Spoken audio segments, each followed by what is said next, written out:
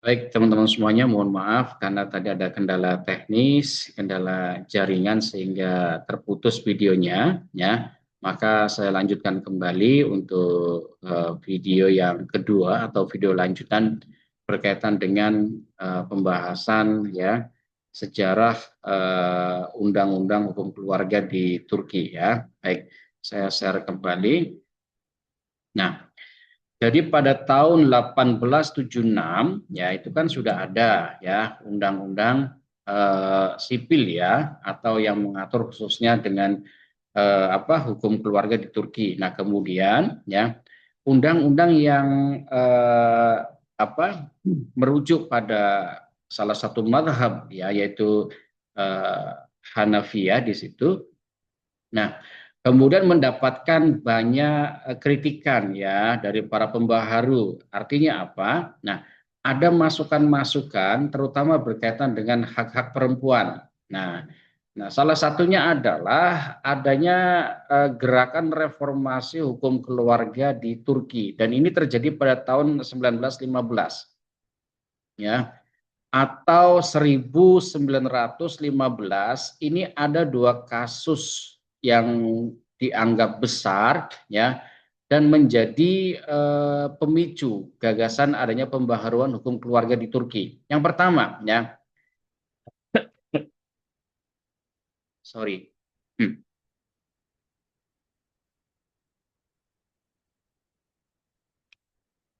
ya, kita lanjutkan.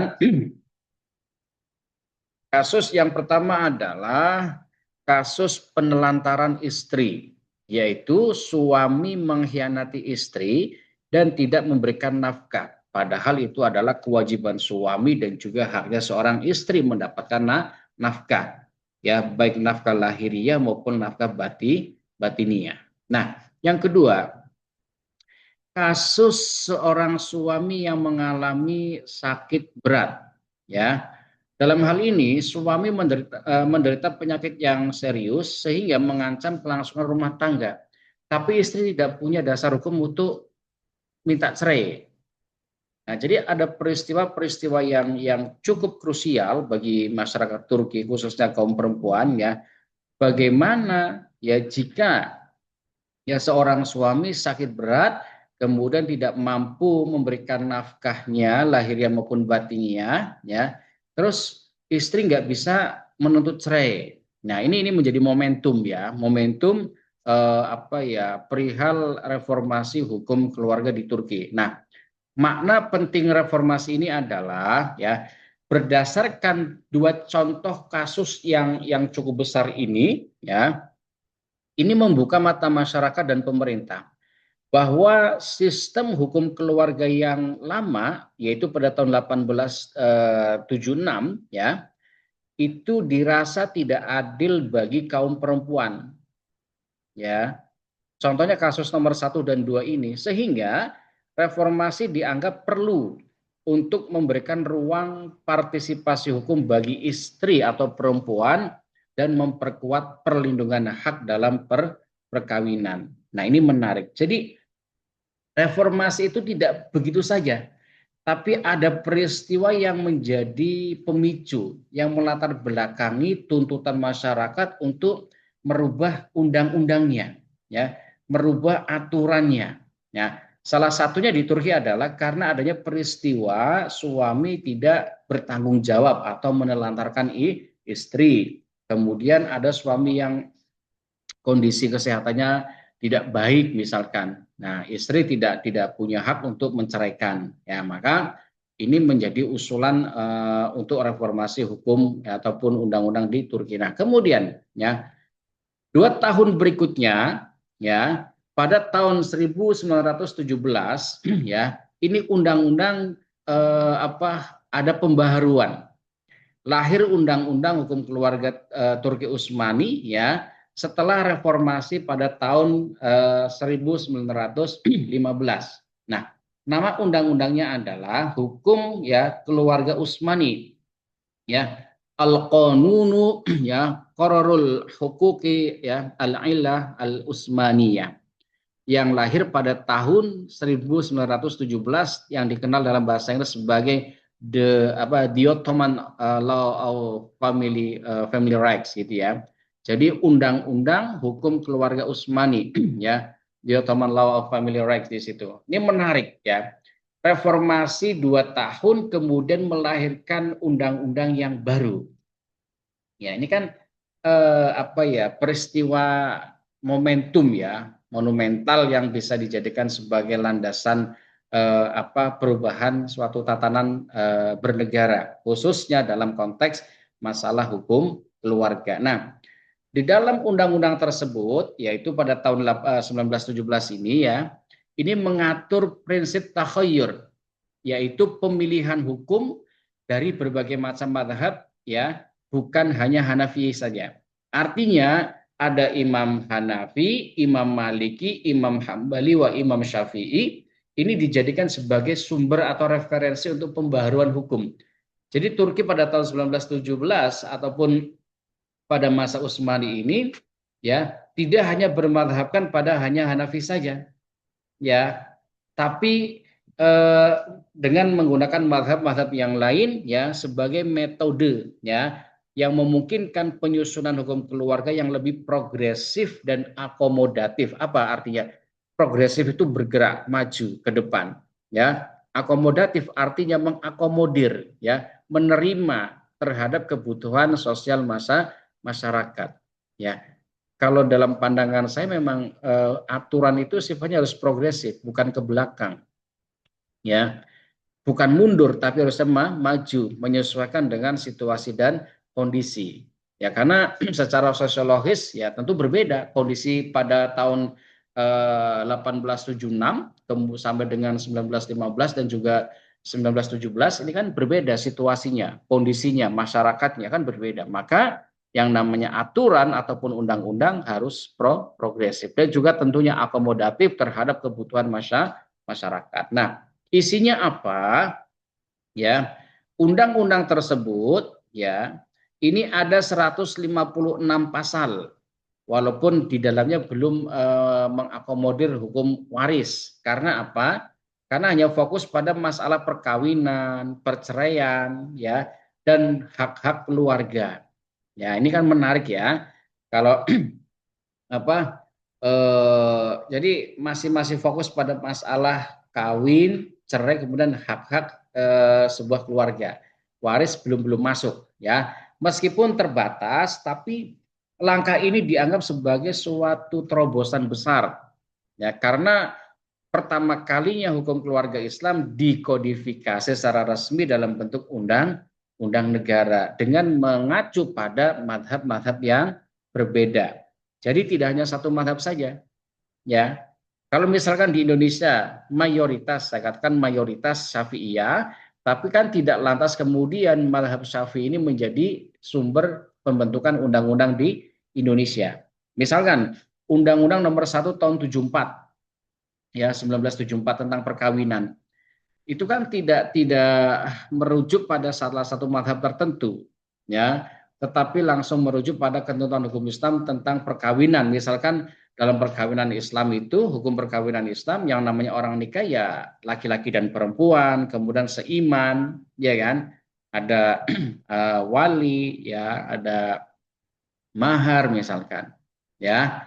Nah, ini kan secara umum ya. Nah, tapi kalau di Turki ya, sejak reformasi keluarga Utsmani ini ya pada tahun 1917 sudah melahirkan reformasi hukum ya, tapi belum mengakomodir hukum waris. Nah, dampaknya apa? Secara yuridis dan sosiologis ya, kodifikasi ya undang-undang keluarga Utsmani ini ya pada tahun 1917 menjadi model awal pembaharuan hukum keluarga di dunia Islam. Jadi Turki ini menjadi pionirnya. Indonesia itu kan merdeka tahun 45 ya. Jadi Turki ini menjadi salah satu pendiri ataupun yang mengawali ya, yang mengawali reformasi hukum keluarga Islam, terutama dalam upaya menyatukan antara prinsip nilai-nilai syariah dan sistem hukum nasional modern. Jadi bagaimana mengakomodir ataupun mempertemukan antara nilai-nilai syariah ya dengan hukum kontemporer. Nah, ini menariknya di situ ya, bisa memadukan antara syariah dengan hukum konvensional. Nah, ini yang mengawali adalah Turki. Ya, ini yang mungkin banyak orang tidak tahu ya, kalau bahwasanya kodifikasi hukum itu antara hukum syariat dengan hukum konvensional itu sudah ada yang mengawal, yaitu Turki pada tahun 1917.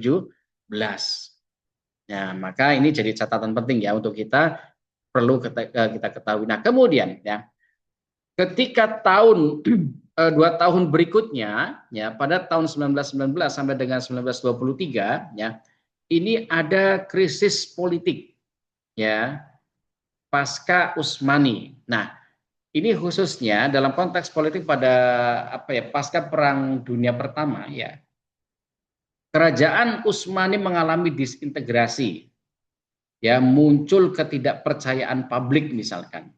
Ya, muncul gagasan Turki modern di bawah kepemimpinan Mustafa Kemal Atatürk ya, yang menolak sistem lama berbasis agama. Jadi, setelah Perang Dunia Pertama ini ya, ini menganggap aturan-aturan dalam Islam yang kemudian menjadi dilegislasikan menjadi undang-undang ya, ini dianggap tidak kompatibel dengan zamannya. Maka saat itu Presiden Turki pertama pasca Utsmani ya, Utsmani ini ya, Mustafa Kemal Atatürk ini menolak sistem hukum lama yang berbasis pada agama. Ya, sehingga di situ terjadi yang namanya liberalisasi misalkan, ya, atau sekularisasi misalkan. Ya, bagaimana memisahkan antara agama dengan urusan bertata negara, yaitu namanya tindakan sekularisasi, ataupun memisahkan urusan agama adalah urusan individu dengan Tuhannya masing-masing. Jangan sampai masuk dalam sistem pemerintahan. Undang-undang tidak boleh berbasis agama. Undang-undang harus betul-betul berbasis nilai-nilai tatanan masyarakat. Itu masanya Kemal Atatürk gitu. Ya, ini kan terkenal ya, Mustafa Kemal ini kan banyak diberitakan ya, bahwasanya jenazahnya itu ditolak bumi misalkan karena menolak ajaran agama Islam gitu ya. Nah, itu kurang tahu saya kebenarannya, atau bagaimana, mungkin saudara lebih tahu ya. Betul enggak ya jenazahnya itu ditolak sama bumi ya. Itu kan banyak cerita seperti itu ya. Baik. Dampak terhadap hukum ya, Undang-Undang Keluarga yang direformasi ya pada tahun 1917 ini dibekukan sementara. Ya. Karena apa? Karena permintaan Mustafa Kemal Atatürk ini ya, pada tahun 1919 ya, dengan alasan bahwa hukum baru lebih menyeluruh, lebih komprehensif yang perlu dirancang. Sehingga Mustafa Kemal Atatürk di situ ya membentuk panitia untuk membuat rancangan undang-undang baru. Pada tahun berapa? Pada tahun 1923. Tapi ya tidak berjalan mulus. Ya, gagal mencapai kesepakatan karena adanya perbedaan yang signifikan antara ulama dan ahli hukum mengenai dasar hukum, yaitu syariah dan sekuler. Nah, maksudnya apa? Kalau para ahli atau para ulama itu ya, yang namanya hukum itu kembali pada Quran dan Sunnah atau pada imam madzhab ya. Tapi menurut ahli hukum konvensional, tidak bisa begitu. Ya, jadi ada dualisme, ya, ada dualisme pemikiran yang berbeda, sehingga ya proses pembentukan undang-undang baru yang tidak berbasis agama pada tahun 1923 itu mengalami kegagalan. Ya, akibatnya apa?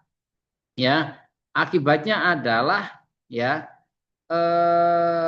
tidak bersatunya hukum Islam ya dengan hukum konvensional. Maka ya solusi saat itu ya, jadi 3 tahun kemudian ya, ini kan secara gradual itu 2 tahun, 3 tahun, 5 tahun gitu ya. Perkembangan hukum keluarga itu, hukum undang-undang lah secara umum di Turki itu progresif ya. Karena tidak ketemu antara kaum ulama dengan kaum sekuler, ya, ini akhirnya pemerintah saat itu, ya, ini ya sudahlah kita pakai ini mengadopsi undang-undangnya negara Swiss aja lah, ya. Di sini dikatakan apa? Karena ya kegagalan kompromi hukum Islam, para ahli hukum tidak berhasil menyatukan ya antara tiga sumber hukum utama, yaitu ya ini undang-undang Ottoman Family Right pada tahun 1917, kemudian The Majalah ya Al-Adliyah tadi tahun 1876, dan hukum waris tradisional Islam. Ini nggak ketemu antara Turath dengan teks kontemporer, tidak ketemu. Ya, kenapa? Karena ada perbedaan interpretasi, perbedaan pandangan, ya, sehingga ya menjadikan reformasi berbasis syariah sulit untuk diwujudkan. Maka solusinya tadi mengadopsi ya The Swiss Civil Code tahun 1912 yang kemudian menjadi The Turkish Civil Code tahun 1926. Jadi dari Swiss itu diadopsi, ya. Dan ini menandai pergeseran besar dari sistem hukum Islam ke sistem hukum sekuler berbasis Barat. Nah, disitulah mulainya, ya, ya mulai pelan-pelan Mustafa Kemal Atatürk gitu, ya, meninggalkan nilai-nilai ajaran Islam, ya, dengan mengadopsi ya The Swiss Civil Code tahun 1912.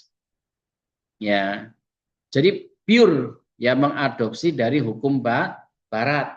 Nah, prosesnya bagaimana? Ya, meskipun diambil dari hukum Swiss, Undang-Undang Sipil Turki tahun 1926 tidak diadopsi sepenuhnya, tapi sifatnya parsial. Ya, maksudnya apa? Tetap disesuaikan dengan kondisi sosial, budaya, dan tradisi Islam di Turki. Agar apa? Agar hukum baru tidak sepenuhnya bertentangan dengan nilai-nilai yang sudah berkembang di masyarakat atau living law, hukum yang sudah hidup di masyarakat. Nah, ini menarik ini sebenarnya di sini. Ya. Jadi mengadopsi tapi tidak 100%, tetapi tetap ada screening, ada pemilahan, mana yang sesuai, mana yang tidak. Nah, ya. Jadi itu terjadi pada tahun 1926 oleh Mustafa Kemal Atatürk gitu ya. Nah, ataupun Aturki lah, ya. Ini menarik ya, mengadopsi tapi tidak semuanya diadopsi, tetap dengan melihat penyesuaian-penyesuaian yang ada di masyarakat Turki, ya. Jadi ini mulai pergeseran dari nilai-nilai Islam menuju hukum sekuler, ya. Nah, maka kan pernah ada semacam pandangan, ya, interpretasi kalau Turki itu sebenarnya negara sekuler, ya, karena sistemnya mengacu pada hukum Barat, ya. Tapi tidak sepenuhnya begitu sebenarnya. Kalau kita membaca sejarah, ya, itu tidak begitu. Ya, tidak semuanya diadopsi, tapi ada bagian-bagian tertentu yang memang disesuaikan dengan kondisi sosial masyarakat Turki. Nah, penyesuaiannya apa? Penyesuaian dan amandemen Undang-Undang Sipil Turki, ya.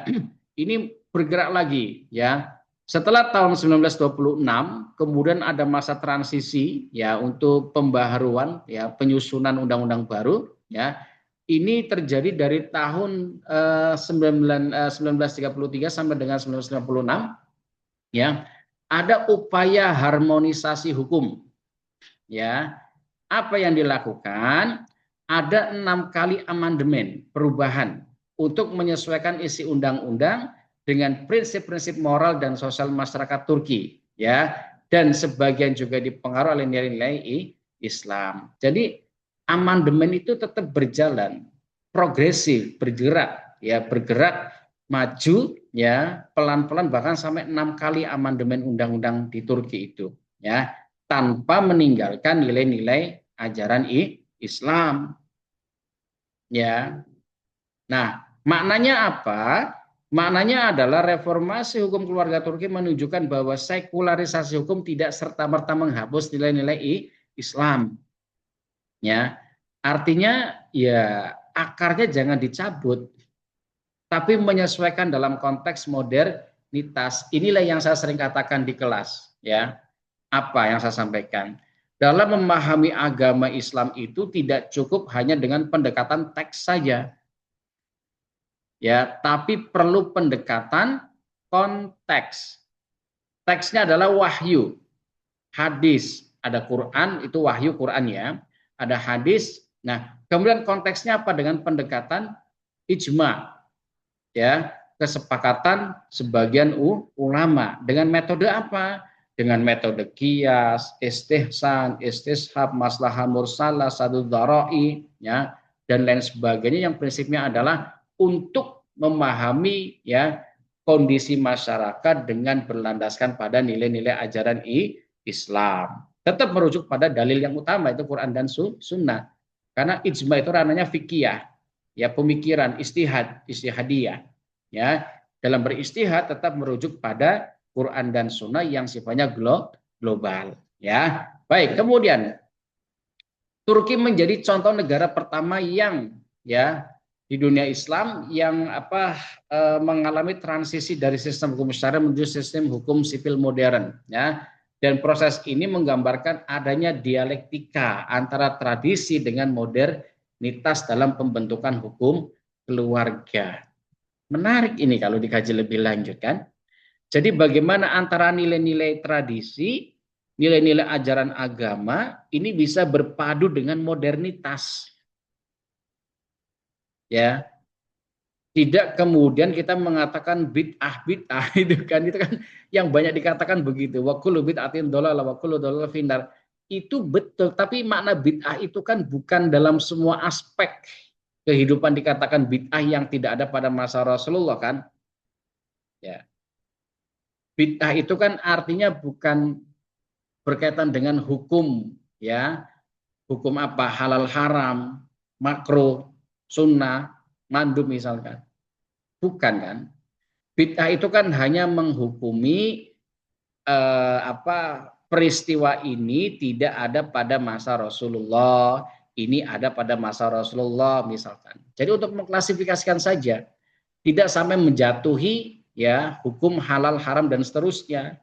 Itu konteks Nabi bid'ah, ya. Tapi Turki berhasil di situ, ya, menyatukan, ya, antara nilai-nilai ajaran Islam dengan nilai-nilai kontemporer, modernitas di situ.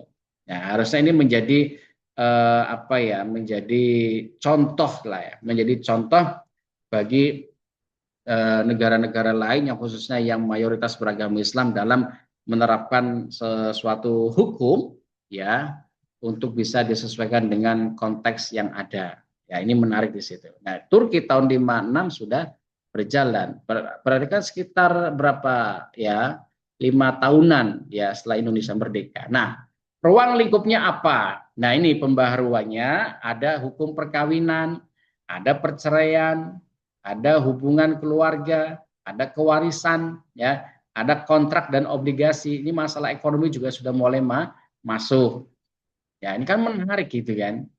Ya, walaupun banyak terinspirasi oleh The Swiss Civil Code di situ, ya, ada aspek-aspek yang tetap disesuaikan dengan kondisi sosial masyarakat budaya Turki, yang terutama yang berkaitan dengan nilai-nilai ajaran Islam. Tujuannya apa? Mewujudkan hukum, ya, yang lebih rasional, ya, resmi, tertulis, dan melindungi hak-hak perempuan serta anak-anak dalam institusi kecil yang namanya keluarga. Nah, ya, jadi kita bisa tuh belajar sama Turki, ya. Saudara kalau nulis skripsi, ya, mukoranah, ya, perbandingan hukum keluarga Indonesia dengan Turki itu menarik. Bahannya sudah banyak bisa dikaji, ya. Baik, berikutnya, ya. Ini dalam hal yang lain, ya. Kalau tadi kan masalah gugatan cerai misalkan, ya. Suami sakit, suami tidak memberikan nafkah, itu, ya, sudah direformasi, ya. Ada pada tahun 1926, di situ ada namanya nomor 2 itu perceraian, divorce gitu, ya. Ada kemudian masalah waris juga sudah masuk, inheritance di situ, ya.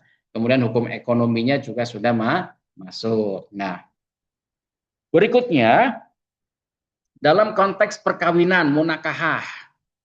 Nah, ya. Jadi di dalam hukum Turki, ya, hukum keluarga Turki ini juga mengatur masalah perkawinan.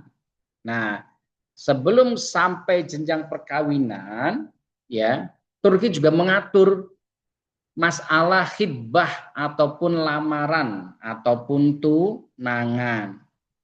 Ya, khidbah itu kan istilahnya tunangan. Nah, di dalam literasi Islam, khidbah itu artinya permintaan seorang laki-laki, ya, tolabu syai' itu ya, meminta kepada seorang perempuan untuk bersedia menjadi istrinya, itu namanya khidbah. Kamu mau nggak jadi istri saya? Nah, tapi bukan pacaran. Pacaran itu tidak ada permintaan untuk jadi istri, ya, dan tidak dibenarkan juga pacaran itu, ya. Biasanya melalui cara yang diketahui oleh keluarga ataupun saksinya, ya, ini menurut saya Sabi dalam kitab Fiqh As-Sunnah, ya. Kemudian tujuannya adalah mengenal lebih dalam, ya, calon pasangan sebelum akad dilakukan. Jadi memang ranahnya menikah, arahnya adalah menikah, itu namanya khidbah, ya. Nah, kedudukan khidbah dalam hukum keluarga Turki, jadi diatur tuh masalah pertunangan itu di Turki itu, ya. Undang-Undang Sipil Turki tahun 1926 tidak mewajibkan ataupun menganjurkan adanya seremonial, ya, pesta pertunangan. Beda kayak di Indonesia itu kan ada yang dirayakan, ada yang cukup datang melamar saja. Ya, itu kan budaya, adat, ya. Pandangan ini menunjukkan bahwa negara melihat, ya, bentuk pertunangan itu bukan sesuatu yang sifatnya adalah mengikat, ya, tapi ini merupakan bagian daripada kondisi sosial yang berbasis adat, ya. Tapi itu langkah yang penting untuk dilakukan sebelum akad nikah. Cuma seremonialnya, acara pestanya itu tidak sampai diatur oleh negara. Artinya apa? Mau diadakan ya silahkan, tidak juga silahkan, nggak masalah di situ. Nah, apa akibat hukumnya? Konsekuensi hukumnya adalah karena tidak dianggap sebagai bagian dari perjanjian hukum yang mengikat, maka pembatalan pertunangan tidak menimbulkan sanksi hukum. Ya, karena nggak ada hukumnya. Melamar orang di Turki, ya, saya bicara di Turki, ya, melamar seorang perempuan, kemudian, ya, di tengah perjalanan dibatalkan. Kan melamar itu kan memberikan apa ya, mungkin cincin atau barang-barang berharga gitu kan. Kemudian di tengah jalan batal, nggak jadi nikah. Nah, kira-kira bagaimana hukumnya? Kalau di Turki nggak dihukum, ya itu biasa aja, kan itu bukan bagian daripada perjanjian yang disahkan begitu. Nah, kecuali, nah, jika ada pelanggaran terhadap kehormatan atau janji tertentu yang dapat menimbulkan kerugian material. Ya, artinya apa? Berjanji akan menikahi, jika tidak menikahi maka bla bla bla bla, itu kan ada janji. Nah, itu bisa dihukum. Yang dihukum bukan karena pertunangan tapi janji yang tidak terpenuhi. Nah, maka kalau di Indonesia itu namanya hukum perikatan atau hukum kontrak, ya. Hukum kontrak ini kan apa ya, ranahnya adalah perdata, mengatur hubungan antar individu yang mengatur tentang hak dan kewajiban, itu namanya hukum perdata, hukum kontrak, hukum perikatan. Ya, di situ ada al-wa'du wal akdu, ada janji, ya, apa janji itu? Ya, wa'dun itu janji, al-wa'du. Sementara yang dimaksud dengan al-akdu, akad, itu adanya perikatan. Nah, itu beda lagi. Jadi kalau cuma tunangan tanpa menjanjikan sesuatu, yo terus batal, di Turki itu nggak masalah.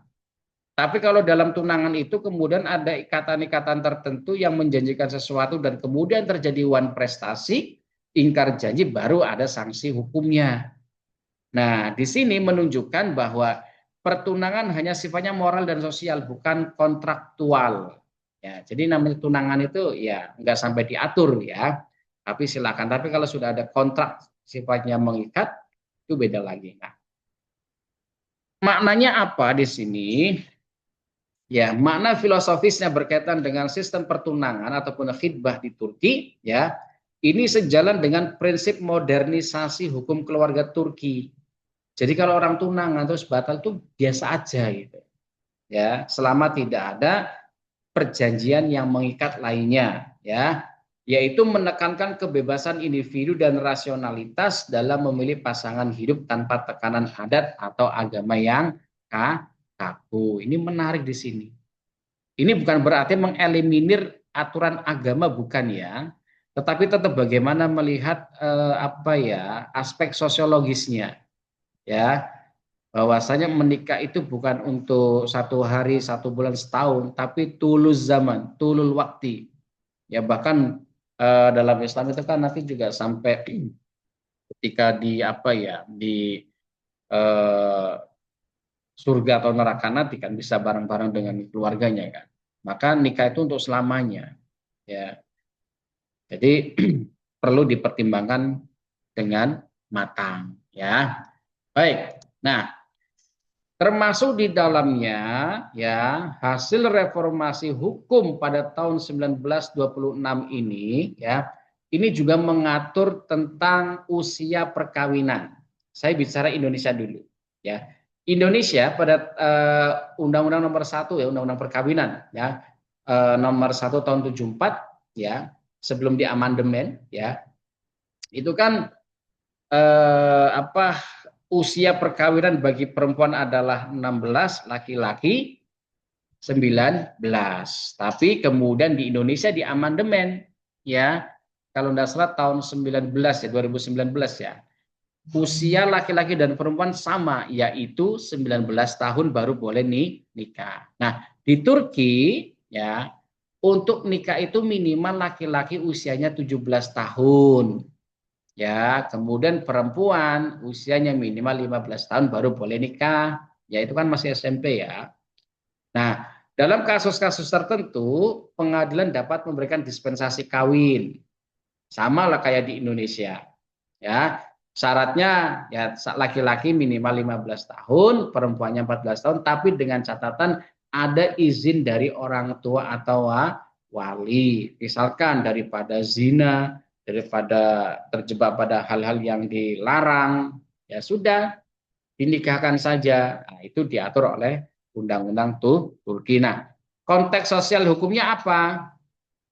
Ketentuan ini menggambarkan ya upaya kompromi antara nilai-nilai modernitas, perlindungan anak dan kesiapan fisik dan mental dengan realitas sosial masyarakat Turki saat itu, di mana ya pernikahan usia muda masih lazim, masih umum. Maka dengan melibatkan lembaga peradilan ini menunjukkan adanya pergeseran otoritas dari keluarga atau agama ke lembaga negara. Kalau negara itu kan, kalau keluarga itu kan ya bebas-bebas saja.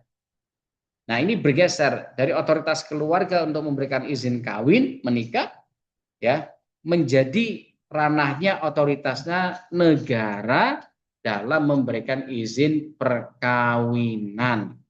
Nah, ini sesuai dengan semangat sekularisasi hukum yang diusung oleh Kemal Atatürk, ya, Kemal Atur di situ, Aturki, Mustafa Kemal ya.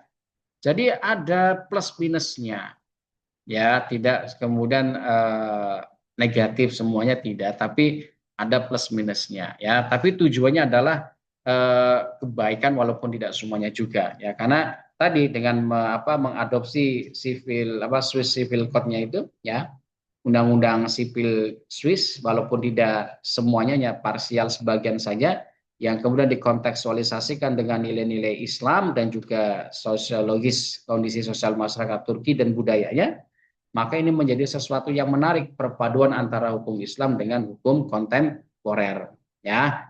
Ini menarik dan ini terjadi pada masanya Kemal Atatürk pasca kerajaan Utsmani ya. Baik, perbandingannya apa? Mukoronanya apa? Misalkan ya, ini kalau perbandingan mukoronatul madzhab, perbandingan madhab ya dalam konteks fikih ya, Kalau Imam Hanafi dalam usia perkawinan, ya balignya laki-laki itu 18 tahun. Kalau perempuan itu 17 tahun. Maka ya minimal usia laki-laki itu 12 dan 9 perempuan bila sudah mengalami istihadah ataupun mengalami ihtilam. Ya ihtilam itu bagi laki-laki sudah mengalami mimpi basah, kalau bagi perempuan sudah mengalami istihadah ataupun haid. Itu catatannya maksudnya apa? Ya selama kalaupun usianya belum 18 tahun atau belum 17 tahun bagi perempuan tapi dia sudah mengalami haid ataupun mimpi basah, boleh nikah. Nah, itu loh maksudnya. Nah, kemudian menurut mazhab Syafi'iyah dan hamba Hanabila di situ, ya ini kan usianya sama 15 tahun untuk bisa nikah. Nah, tapi tetap dilihat pada eh, situasi ya perubahan-perubahan secara biologis. Sama sudah mengalami haid, sudah mengalami ihtilam misalkan ya. Kemudian kalau fikihnya Malikiyah ya,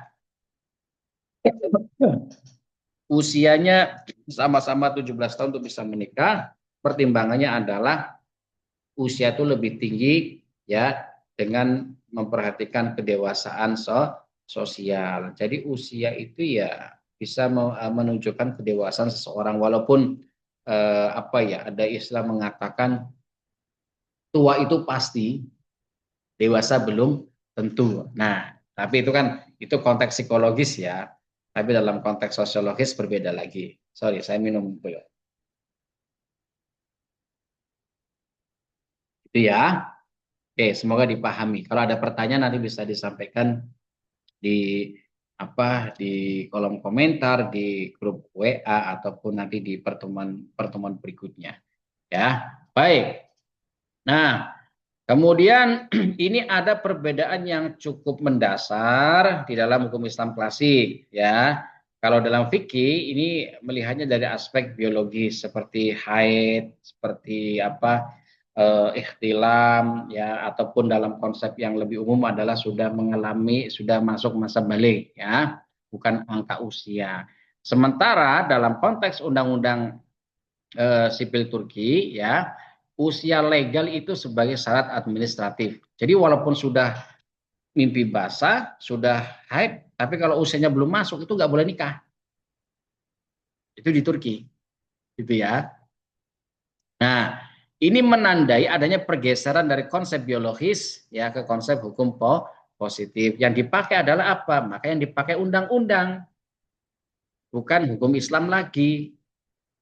Ya, kenapa kok bisa begitu? Karena ada pertimbangan aspek moral, ya, ada pertimbangan aspek hukum dan lain sebagainya. Nah, tentunya ya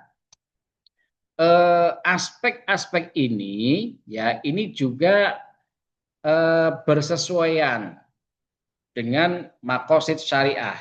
Ya, makosid syariahnya siapa? Imam Syatibi.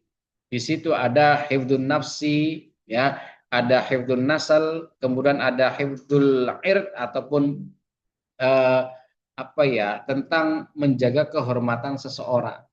Ya, kan ada hifdzul mal, ya, hifdzun nafsi, hifdzul akli ataupun hifdzul ird di situ.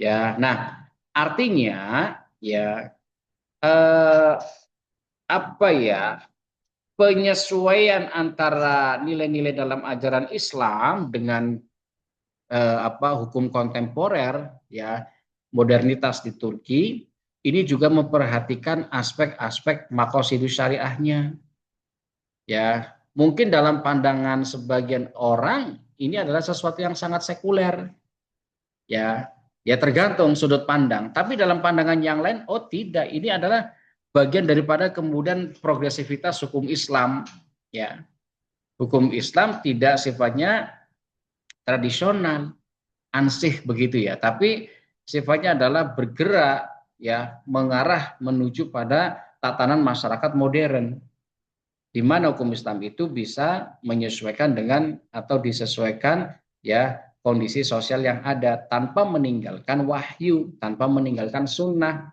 Karena di situ apa? Karena ada fikih. fikihnya dipakai. Fikih yang mana? Ya Imam Madzhab itu yang dipakai untuk menganalisis persoalan-persoalan kontekstual, persoalan kontemporer. Maka di sana adanya qawaid usuliyah, kaidah-kaidah usul fikih misalkan. Ya, ini penting saudara pahami ya. Jadi ada dinamisasi ya. Baik. Kemudian ini pandangan kompromis hukum keluarga di Turki. Ya, artinya ya proses ya internalisasi ya hukum konvensional kepada hukum dengan hukum Islam itu ini tidak serta-merta hanya melibatkan salah satu pihak saja, yaitu misalkan dari aspek unsur keagamaan.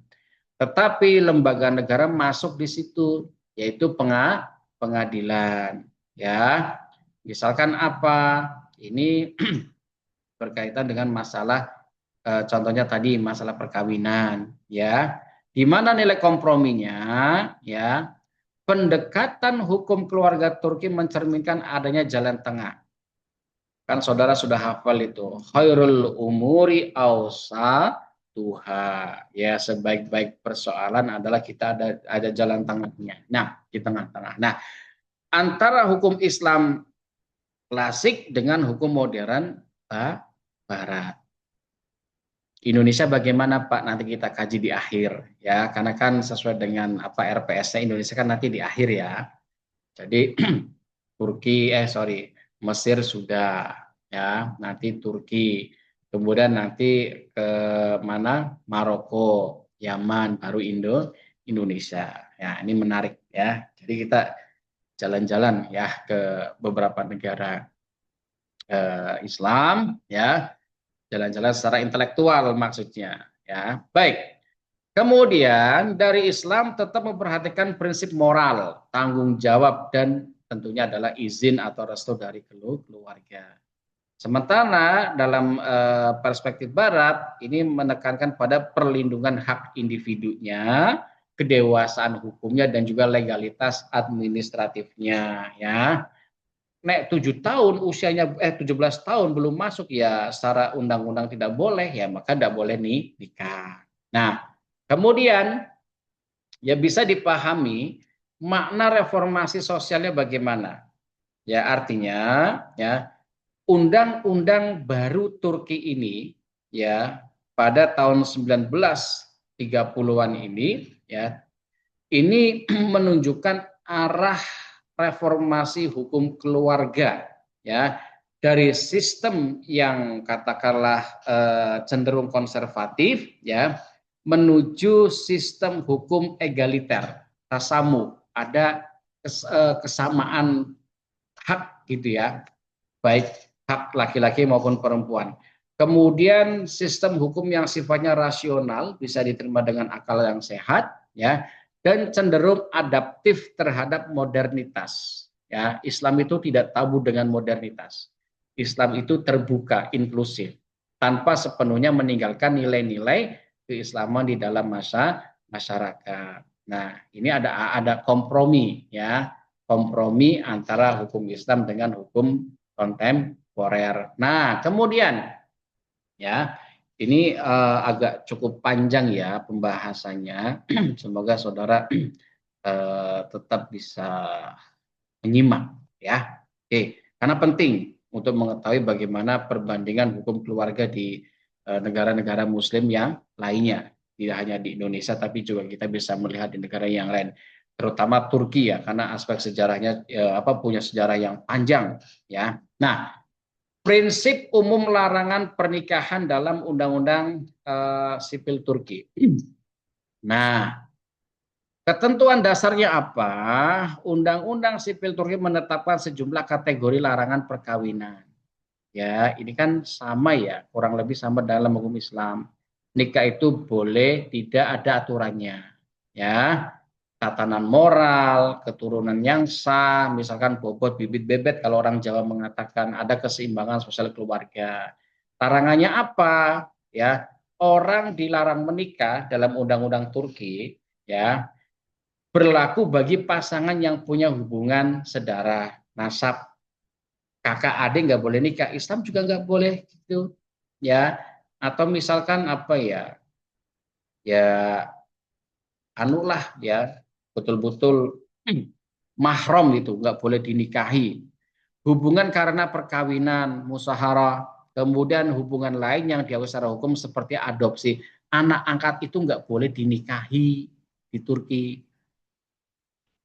Ya, atas bagaimana dengan negara yang lain? Ya kita kaji nanti, gitu ya. Kita kaji apakah anak angkat boleh dinikahi? Nggak boleh, apalagi saudara sepersusuan itu kan. Dia bukan anak kandung, tapi dia menyusu pada ibu yang sama, ibu satu, ada anak laki-laki dan perempuan yang bukan kakak adik kandung, maka nggak boleh menikah itu dalam Islam. Ya, karena apa? Karena sepersusuan. Nah, itu hati-hati. Ya, kalau saudara misalkan nanti punya anak, ya, yang apa, yang istri ataupun nanti yang suami melihat kok apa ya istilahnya ya, asinya itu kurang banyak dan anak itu butuh asi yang banyak, ya, dengan pertimbangan tidak ingin pakai susu formula, maka biasanya akan mencari bank ASI. Nah, kalau mencari bank ASI, air susu ibu itu harus jelas itu siapa, dari siapa, ya. Botol itu ada namanya. Ya, di dalam botol itu ada namanya. Itu ASI ibunya siapa, di mana. Ya, maka ya untuk mencegah terjadinya perkawinan sepersusuan, nggak boleh. Kan bisa jadi ya waktu kecil nggak sadar, waktu kecil kan nggak tahu ya sepersusuan atau satu ibu walaupun beda apa beda rahim gitu kan. Ternyata setelah besar ada rasa saling mencintai dan ingin menikah itu nggak boleh dalam Islam. Ya, saudara sudah paham itu ya. Kita lanjutkan. Nah, ini penjelasan lebih lanjut saja, ya misalkan ya yang berkaitan dengan nasab ya, yang tidak boleh menikah, orang tua dan anak kandung itu nggak boleh, saudara kandung jelas nggak boleh. Ini jangan sampai terjadi apa ya incest namanya ya, kan beberapa kasus ada ya, ibu menikah dengan anak laki-laki, anak kandung itu ada. Atau misalkan ya ayah menikahi anak kandung perempuannya itu nggak boleh. Ya, anak tiri bagaimana Pak? Nggak boleh karena itu adalah tadi menurut hukum Turki ya, itu adalah anak adopsi ataupun ibu sambung tuh atau ayah sambung tuh nggak boleh. Nah, kemudian saudara kandung ini jangan sampai terjadi karena incest, apa incest itu ya kemudian nanti ya berakibat pada kesehatan mental anak, juga fisik juga berpengaruh karena sedarah itu. Paman dan bibi ya menikahi ponaannya itu juga nggak boleh ya. Saudara seayah ya atau ikhwanul ab di situ ya, ahul ab misalkan ya, atau saudara seibu itu juga nggak boleh. Ya ini saya kira penjabaran tadi masalah nasab. Kemudian musyawarah itu apa? Ya ini karena apa ya penghalang ya. Misalkan mantan ibu mertua ya atau menantu kan pernah toh ya ada kasus itu, anaknya menikah dengan laki-laki, itu masih sah pernikahannya, terus kemudian ya diam-diam si menantu ini selingkuh sama ibu mertuanya. Itu enggak boleh, sampai selingkuh aja enggak boleh, apalagi sampai menikahkan. Kan ada kasusnya seperti itu. Itu jelas enggak boleh. Kemudian menikahi bekas istri ayahnya itu enggak boleh. Menikahi bekas suami ibu enggak boleh. Menikahi saudara ipar selama masih dalam ikatan yang dekat itu juga tidak boleh. Ini sama. Ini kan dari hukum Islam ya, tapi diakui, diadopsi sebagai undang-undang, dilegislasi menjadi hukum Islam. Kemudian ini saudara sepersusuan atau rodoah misalkan, itu juga tidak boleh dalam undang-undang Turki. Ya, kemudian ya ini anak angkat itu juga tidak boleh dinikahi. Ya, nah, kemudian ini ketentuan ya berkaitan dengan apa larangan pernikahan karena adopsi ini apa ya bayin saja ya. Nah, lantas bagaimana kita mengkomparasikan ya? antara ya nilai-nilai Islam dengan hukum modern ya dalam undang-undang hukum keluarga Turki. Mengkomparatif, membandingkan begitu ya. Nah, Undang-Undang Sipil Turki memperlihatkan upaya sinkronisasi antara hukum Islam ya hukum Islam tradisional atau bahasa tadi itu adalah tadi lupa saya namanya ya, dan sistem hukum Eropa modern. Jadi hukum Islam klasik ya ini berpadu dengan hukum Barat Eropa modern. Jadi bisa kok bersatu, bisa. Nah ini untuk menjaga keseimbangan antara modernitas hukum dengan norma agama. Agama itu bukan berarti kolot, tidak. Karena aturan-aturan dalam agama itu kan sifatnya yang pertama adalah given ya. Dibuat oleh Allah langsung yang tertuang dalam wahyunya, Qur'annya, kemudian diejawantahkan kembali, dijelaskan kembali dalam sunnahnya, ya sunnah Rasulullah SAW, kemudian dikembangkan dengan istihad para ulamanya, ya maka tidak mencabut akar dari nilai-nilai ajaran agama di situ. Tapi bisa diintegrasikan, diinternalisasikan, digabungkan dengan hukum buatan manusia. Nah, landasan filosofisnya apa? Khususnya dalam konteks perkawinan ini ya tadi maqasidus syariah di sini. Menjaga apa hifdzuddin ya, kemudian hifdzul irad di situ, hifdzul nasl, hifdzul mal ya dan lain sebagainya ya. Ini untuk menjaga, menjamin keadilan dan keseimbangan dalam kehidupan rumah tangga. Ini pentingnya di situ. Termasuk juga mengatur masalah poligami. Ya, Turki juga mengatur masalah poligami. Ya, Turki melarang tegas laki-laki yang tidak boleh, ya seorang laki-laki tidak boleh menikah lagi selama masih terikat dengan perkawinan yang sah. Dalam Islam itu diperbolehkan. Tapi undang-undang Turki melarang poligami. Ya. Di sini dikatakan pasal 93, perkawinan baru hanya dapat dilakukan jika perkawinan sebelumnya telah bubar, baik karena kematian, perceraian maupun pembatalan perkawinan. Jadi selama masih terikat dengan perkawinan yang sah, tidak ada perceraian hidup atau meninggal atau pembatalan perkawinan, Undang-Undang Turki mengatakan nggak boleh nambah istri, walaupun dalam Islam itu diperbolehkan. Ya ini kan tadi ya di Ottoman Law of Family Right di sini katakan ya rights sih ya masa-masa Utsmani itu masih boleh, tapi tidak boleh. Intinya adalah dalam Islam poligami itu boleh, tapi dengan syarat adil. Adil itu kan sangat subjektif ya, tidak bisa kemudian digeneralisir. Oh, tidak bisa, sangat-sangat subjektif. Adil dalam konteks materi ataupun dalam konteks batin misalkan kan nggak bisa disamakan. Maka sangat sulit untuk bisa berbuat adil. Nah, Islam membolehkan poligami tetapi undang-undang Turki melarang itu. Ya oke, saya kira ini nanti bisa saudara baca lagi ya.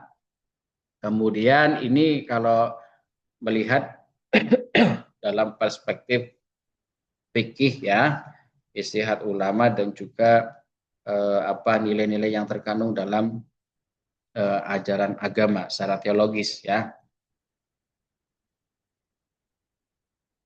Baik ya, agak gatal sedikit tenggorokan saya.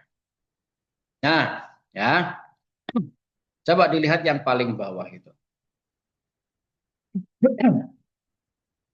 Kontekstualisasi hukum ya keluarga di Turki.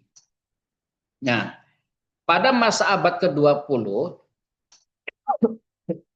kondisi sosial politik Turki saat itu ya pemerintah menilai syarat keadilan sulit diwujudkan dalam praktik sehingga ya sistem atau prinsip monogami dipandang sebagai bentuk perlindungan terhadap perempuan dan penyesuaian terhadap nilai-nilai modern. Artinya apa? Walaupun Islam membolehkan dengan syarat yang sangat ketat untuk poligami, tapi dengan melihat ya aspek keadilan, aspek hak hak perempuan, maka undang-undang Turki itu melarang poligami. Ya, saya kira ini penjelasan masih berkaitan dengan poligami, ya, dampak sosial dan hukumnya. Nah, kemudian ini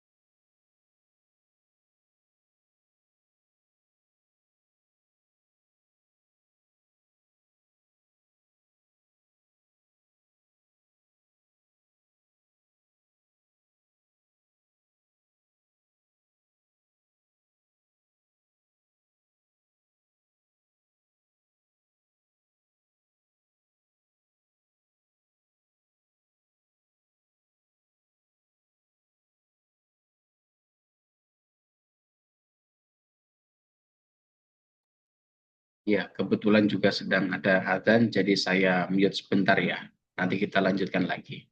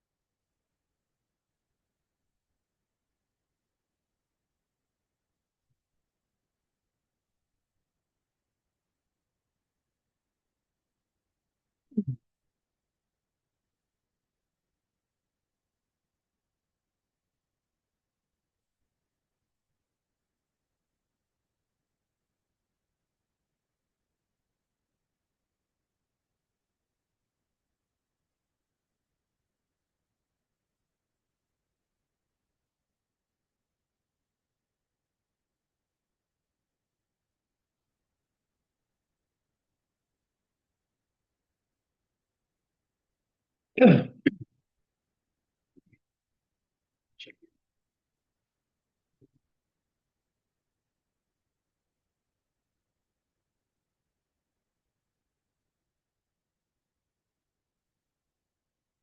saya lanjutkan ya. Oke, eh, tadi berkaitan dengan poligami sudah ya. Prinsipnya kalau di Turki itu poligami itu tidak dibenarkan atau tidak diboleh atau dilarang meskipun dalam Islam diperbolehkan ya. Nah, kemudian masih berkaitan dengan hukum perkawinan di Turki ya. Ini masalah hajatan ya, masalah resepsi. Undang-undang Turki itu ya berkaitan dengan resepsi perkawinan ataupun walimatul urs gitu ya, walimatul urus gitu ya, orang Jawa mengatakan walimahan gitu ya. Nah, itu boleh-boleh aja, tapi harus sesuai dengan agama dan keyakinan yang dianutnya. Ya, negara nggak melarang pelaksanaan resepsi bernuansakan agama, baik Islam, Kristen ataupun yang lainnya. Tapi pemerintah menekankan pentingnya pemenuhan syarat-syarat formal terlebih dahulu. Misalkan pendaftaran atau pencatatan resmi perkawinannya. Jadi nikah itu harus dicatat di KU ataupun di pengadilan setempat kalau di Turki. Ya, kalau mau ada resepsi silahkan sesuai dengan keyakinan masing-masing dan kemampuan masing-masing itu di Turki. Ya kurang lebih sama di Indonesia lah ya. Ya, oke. Kemudian berkaitan dengan pembatalan perkawinan ya. Ini juga diatur ya. Misalkan salah satu pihak sudah berumah tangga pada saat menikah, maka ini larangan poligami. Nikah diam-diam itu bisa dibatalkan perkawinannya. Misalkan ya, kemudian ya salah satu pihak suami atau istri ini ada penyakit jiwa. Ya, ini boleh dibatalkan perkawinannya. Sudah nikah tapi tengah jalan ada gangguan kejiwaan itu boleh dibatalkan. Nah, kemudian ya termasuk kategori perkawinan yang dilarang, hubungan nasab sedarah misalkan itu tidak boleh. Nah, dalam perspektif mazhab Hanafi, pernikahan bisa batal jika rukun dan syarat tidak terpenuhi. Ya, ya. Kemudian jika pasangan sudah melakukan hubungan suami istri, hakim dapat memisahkan secara paksa. Artinya dibatalkan perkawinannya. Nah, kemudian masa idah itu kan masa tunggu bagi wanita untuk menikah lagi. Nah, di Turki itu nggak ada masa idah itu sudah dibatalkan. Karena pernikahan dianggap batal sejak awal. Artinya apa? Kalau sudah cerai, entah itu cerai mati atau cerai meninggal gitu ya, atau maaf cerai karena cerai hidup gitu ya, itu apa ya sudah nggak pakai masa idah, perempuan boleh nikah lagi. Nah, karena apa tidak ada masa idah dalam undang-undang Turki ya. Nah, baik ini yang di bawah tulisan besar tebal ini link presensinya ya. Silakan saudara isi, saudara kerjakan refleksinya ya, sehingga nanti saudara bisa menggambarkan ya. Refleksinya nggak sulit kok ya. Eh, Nanti dilihat aja ya. Bisa berkaitan langsung dengan tema hari ini atau bisa juga dengan pengalaman yang lainnya. Nanti silakan dikerjakan ya. Ditulis sama https ya titik dua slash kemudian huruf besar kecilnya ada angkanya harus ditulis sama plek seperti ini. Jangan sampai salah ya. Dan hanya bisa diakses dengan akun Gmail UII. Oke, ya. Baik, ya ini berkaitan dengan apa pembatalan perkawinan di Turki. Kemudian undang-undang di Turki juga mengatur tentang pernikahan yang tidak sah. Ya, misalkan ada salah satu pihak yang dirugikan, kemudian salah satu pihaknya main-main, ya tidak serius, nikah tapi nggak serius. Nah, kemudian salah satu pihak apa menganggap pasangannya tidak sesuai dengan kriteria dan kualitas yang diharapkan ya istilahnya sudah menikah atau mendapati sesuatu yang tidak sesuai, nah itu boleh di apa namanya eh, dibatalkan perkawinannya ya. Kemudian tertipu karena karakter moral pasangannya. Oh ternyata pasangannya misalkan punya moral yang nggak baik, akhlaknya nggak baik, boleh mengajukan pembatalan perkawinan. Kemudian misalkan ada riwayat penyakit atau masih di bawah umur, maka boleh ya mengajukan pembatalan juga. Nah, termasuk juga mengatur masalah perceraian, gitu ya. Misalkan di sini karena perselingkuhan, perzinahan, ya, kemudian juga KDRT, ya, kemudian juga misalkan salah satu pihak suami atau istri kabur selama 3 bulan berturut-turut tidak ada kabar yang jelas, itu sudah dihukumi cerai. Ya, ada sakit gangguan jiwa itu juga bisa cerai ya, minimal 3 tahun ya.